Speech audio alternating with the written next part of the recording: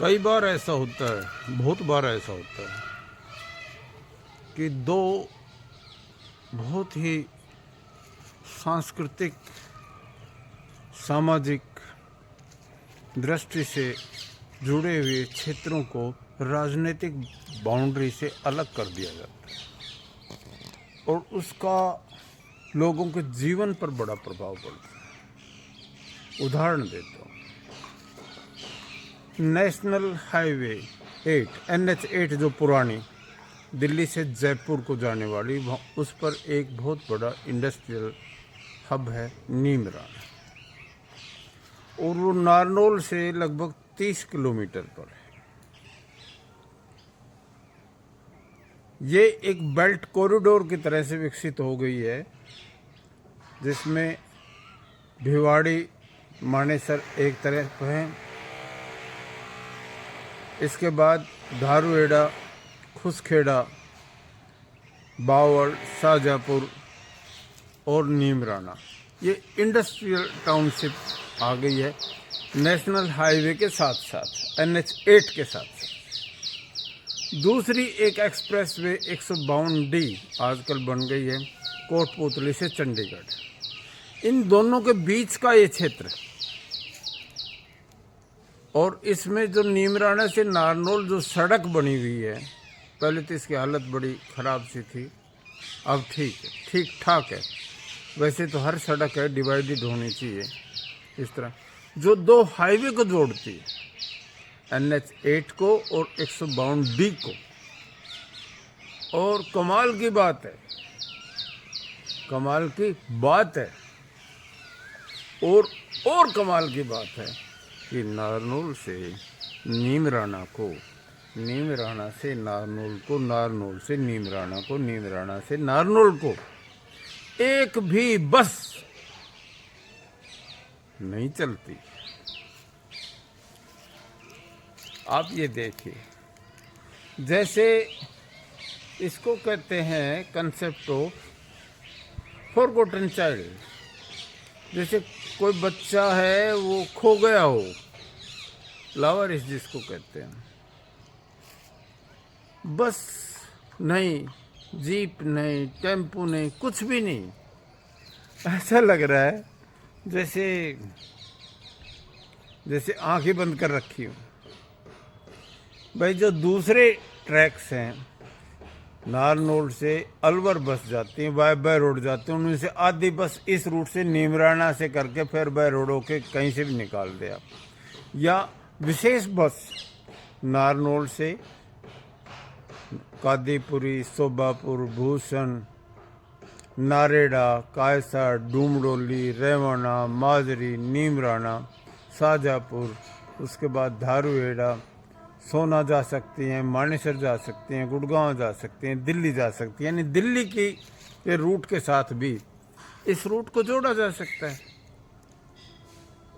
दिक्कत क्या है? कम से कम दिन में 10 बसें इस रूट के ऊपर जानी चाहिए, 10 बसें आनी चाहिए। भाई भलाई की सरकार क्या होती है? जो लोगों को भला करें। अब इसका नुकसान कितना होता है? बच्चे हैं जिनको तकरीबन लो कॉस्ट के ऊपर बस पास बनाए हुए हैं ताकि वो शिक्षा आराम से ग्रहण कर सकें। विशेष तौर से लड़कियां, इस पूरे क्षेत्र की लड़कियां कैसे शिक्षा, उधर कोई संस्था ही नहीं है। नारनौल से नीमराना तक कोई भी गवर्नमेंट कॉलेज नहीं है, तो नारनौल में आएंगे वो लोग, आएंगे कैसे? जिनके पास अपना साधन नहीं है वो कैसे पढ़ेंगे? इसका मतलब ये होगा कि लड़कियां अशिक्षित रह जाएंगी। स्कूल कॉलेज की जो बेहतरीन शिक्षाएं हैं जो शहरों में आजकल आ गई हैं, वो वहाँ से वंचित रह जाएं। इसी तरह से कामगार लोग हैं जो रोजाना काम करते हैं, फिर वापस चले जाते हैं, काम करते हैं, फिर चले जाते हैं। अगर जा नहीं सकते तो लोग पलायन करके करेंगे, वो बस्तियों पर दबाव डालेंगे।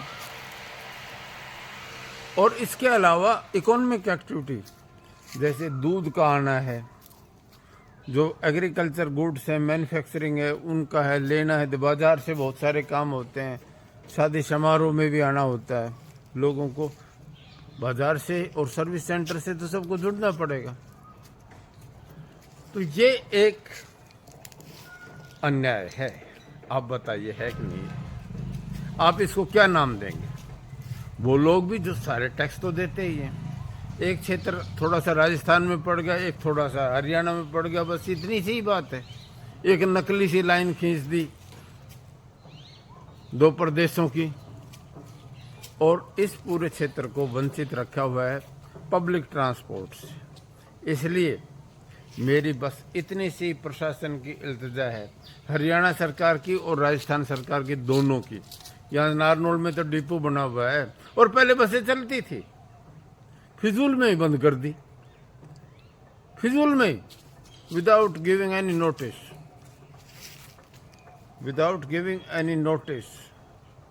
तो मेहरबानी करके नारनौल से ये जो ट्रैक मैंने बताया, शोभापुर, भूषण, नारेड़ा, कायसा, डूमडोली, रेवाना, माजरी, नीमराना, इस रूट के ऊपर से बस जरूर चलाएं।